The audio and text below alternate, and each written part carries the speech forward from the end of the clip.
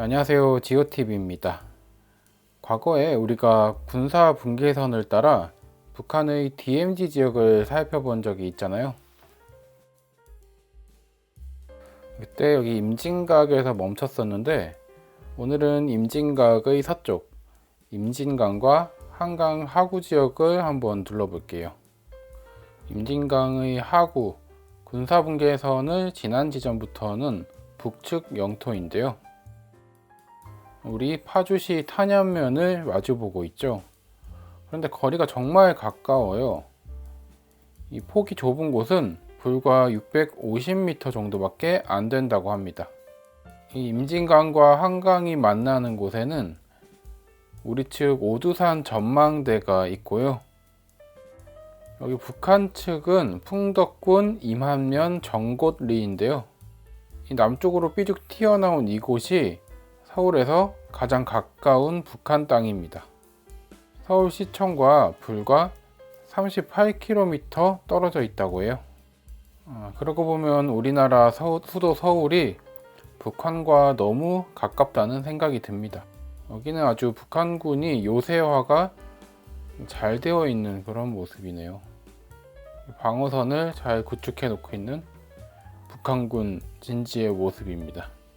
이렇게 가까이에 북한이 있지만은 우리가 평소에는 그런 생각을 잘 안 하고 살잖아요. 아무튼 이렇게 임진강과 한강이 만나는 곳 이후에 이 강을 조강이라고 하는데요. 조금 낯선 이름이죠. 저도 이번에 자료 조사를 하면서 처음 접해 봤는데요. 1953년에 작성된 6.25 정전협정문에 조강 대신 한강 하구라는 이름을 사용하면서 이 지역을 지칭할 때 이 조강이라는 이름 대신 한강 하구라고 아직도 주로 표현하고 있다고요.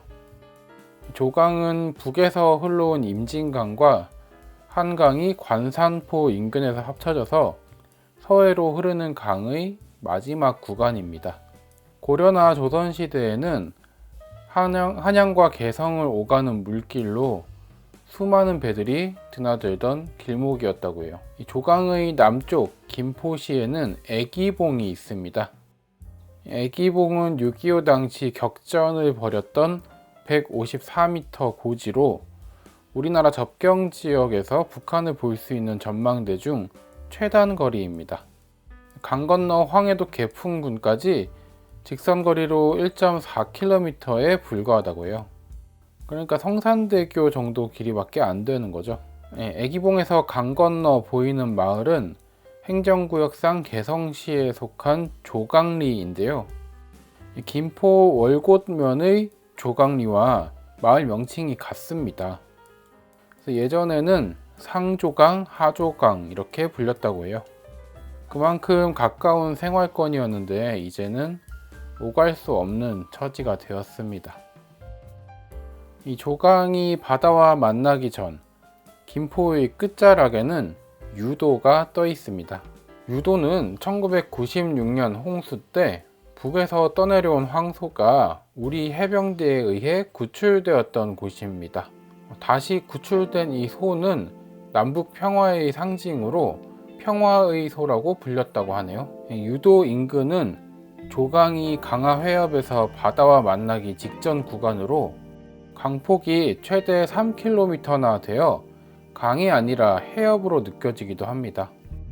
사실 여기는 방조제도 없기 때문에 바다와 강의 구분이 애매한 곳이기는 합니다. 이 바닷물이 섞여서 조수 간만의 영향을 받는 곳이기도 하고요. 한강에는 친곡 수중보가 있어서 바닷물이 역류를 하지 않지만 임진강의 경우는 하구뚝이나 수중보를 설치할 수가 없기 때문에 지금도 이 바닷물이 파주와 연천 지역까지 역류를 하고 있기도 하죠. 아무튼 이 조강은 한강의 종착지로서 김포반도의 끝자락을 적시고 있는데요. 한때 해상물류의 중심지로 화물과 여객, 고깃배가 넘실대던 활기찬 지역이었지만 지금은 강물을 사이에 두고 남과 북이 대치 중이라 적막감이 감도는 침묵의 강이 되었습니다. 이 지역이 과거 해상교통의 중심지가 될 수밖에 없는 게요, 이 서쪽으로는 황해도로 오가는 배들이 드나들고, 또 염하라고 하는 강화도와 김포 사이의 뱃길은 남쪽 지방에서 올라오는 배들이 여기를 통과하는데요. 이렇게 모인 배들은 다시 조강을 거슬러 올라서 일부는 예성강을 따라 개성으로, 또 일부는 임진강을 따라 문산으로, 또 한강을 따라 서울로 갈 수 있기 때문에 모든 주요 수로가 한 곳에 모이는 곳이라고 할 수 있겠습니다. 그래서 이 조강포는 고려시대와 조선시대까지 한강하구 최대의 물류단지이자 어업기지였고요, 주막거리가 조성될 정도로 사람들로 북적였다고 합니다. 남북이 이렇게 분단되지만 않았어도 여전히 수은의 중심지로서 번성했을 텐데 참 안타깝고, 또 이렇게 썩히는 것이 아까운 그런 지역이네요. 그래서 이 조강은 중립수역으로 서해 NLL의 시작점으로 볼 수가 있습니다.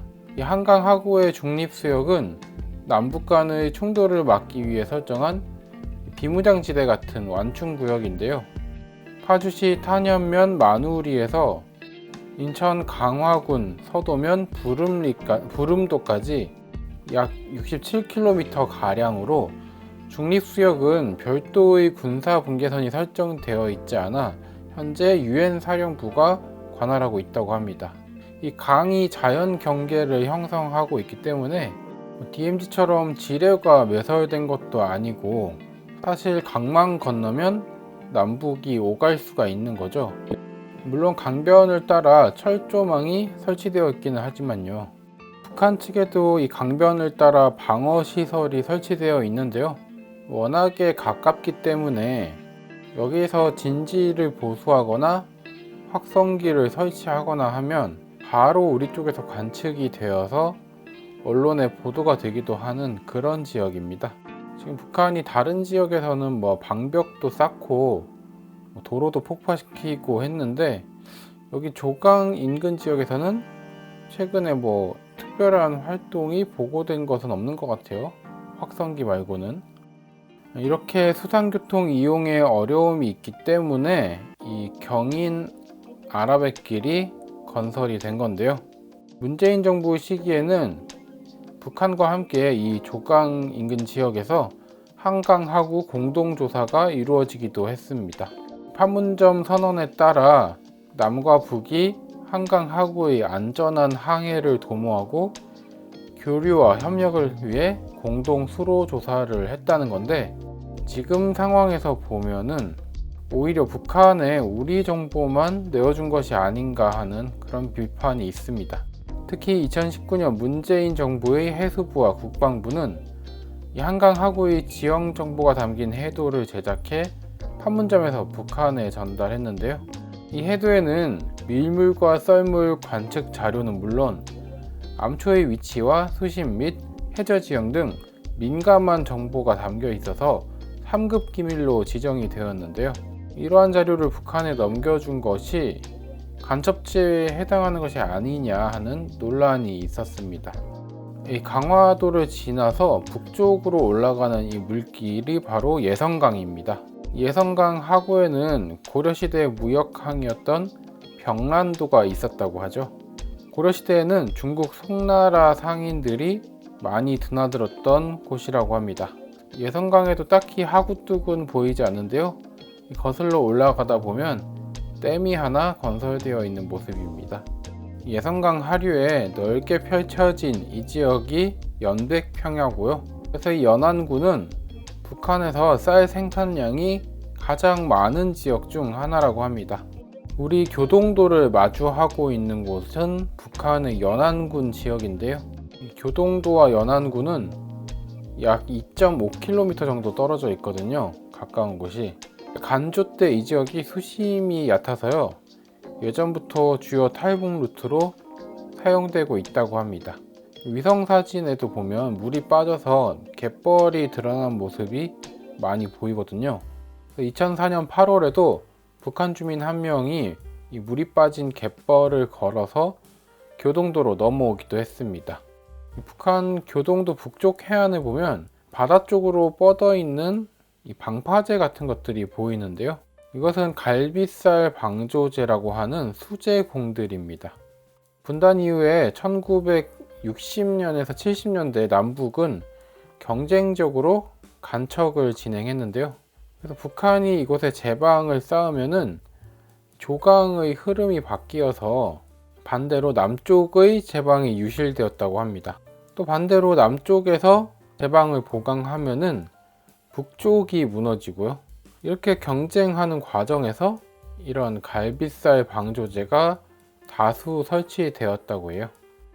그래서 보시면은 우리 교동도 지역에도 같은 시설들이 설치된 것을 볼 수가 있습니다. 지금은 많이 낡아서 허물어진 모습들이네요. 이 연안군의 끝에 이르면은 넓은 간척지가 조성된 것이 보입니다. 일부는 염전으로 활용되고 있는 것으로 보이고요. 여기가 소금 생산으로 유명한 염전 노동자구 연백제염소인 것 같습니다. 이 연안군까지 오면요, 강화도 북쪽과는 달리 이 해안 경계도 좀 느슨한 모습이네요. 아무래도 북한은 지금 우리 군의 북진을 방어하기 위한 목적보다는 탈북자들을 막기 위한 해안 경계에 집중하고 있기 때문에 이 지역으로는 탈북이 좀 어려우니까 경계가 느슨한 것이 아닌가 싶습니다. 네, 오늘은 한강 하구와 접하고 있는 북한 지역들을 한번 살펴보았습니다. 우리 수도 서울이 북한과 얼마나 가까이 있는지, 또 북한 주민들이 우리와 얼마나 가까운 곳에서 살고 있는지 다시 한번 생각해 볼 수 있는 시간이었네요. 오늘도 영상 시청해 주셔서 감사드립니다. 안녕히 계세요.